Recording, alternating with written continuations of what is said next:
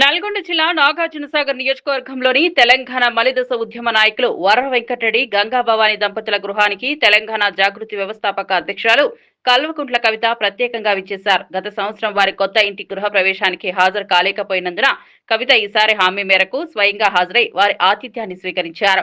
హాలియా పట్టణంలో జరిగిన ఈ స్వగృహ వార్షికోత్సవ సందర్భంలో కవిత వారిని కుటుంబ సభ్యులు ఘనంగా ఆహ్వానించారు. ఉద్యమ కాలంలో కలిసి పనిచేసిన రోజుల జ్ఞాపకాలను కవిత వారితో కలిసి పంచుకున్నారు.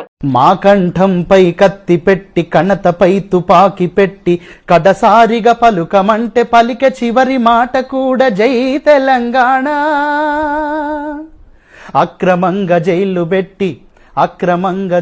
పెట్టి అక్రమంగా మూసిపెట్టి కడసారిగా తెలుపమంటే తెలిపే చివరి మాట కూడా జై తెలంగాణ.